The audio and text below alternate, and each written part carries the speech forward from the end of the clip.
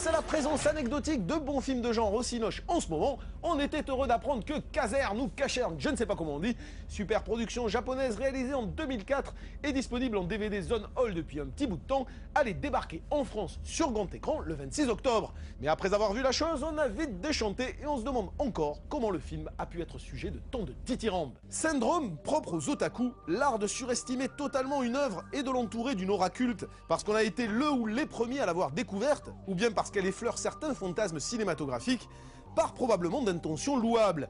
Le hic, c'est qu'en général, le culte préfabriqué disparaît aussi vite qu'il est arrivé.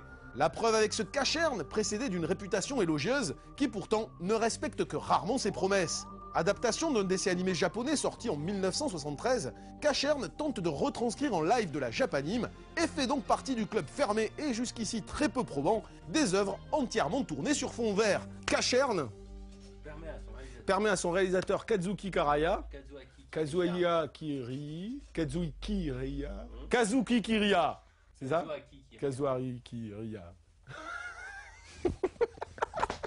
Bon, ça va être difficile. Ça va être très difficile.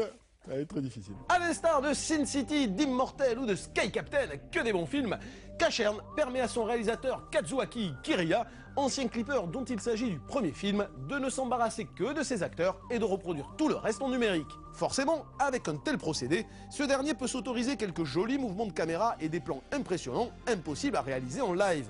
Mais si ces chouettes joujoux informatiques vous permettent de reproduire des combats spectaculaires issus de mangas célèbres, ils n'écrivent pas les scénarios à votre place et ne font pas de vous un génie de la mise en scène.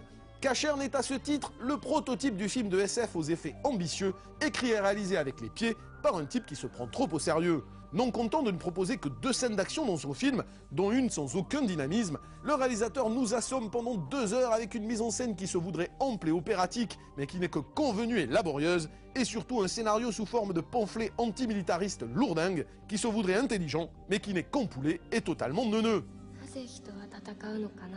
C'est d'autant plus dommage que débarrassé d'1h30 de verbiage artificiel, il y avait matière à réaliser un pur actionneur de SF. La preuve avec une des rares bonnes scènes du film.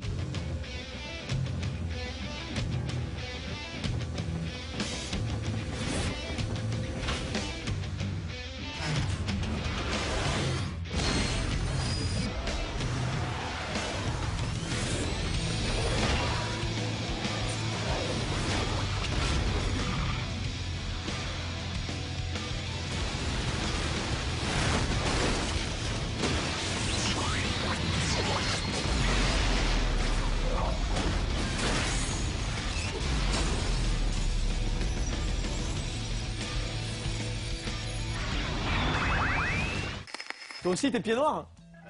Johanna Benhamou, excuse-moi. Tu t'appelles Johanna Benhamou, putain, tu le fais exprès. Oh, j'hallucine, quoi. Allez, Bon, toi, t'es pieds noirs aussi? Ah, toi, t'es quoi? Espagnole, chilienne, vénézuélienne, turque, Arabie saoudienne, grecque, t'es quoi? C'est tout?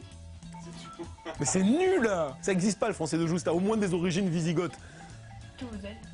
C'est pareil, grosse génération toulousaine. C'est bien, ça me fait plaisir.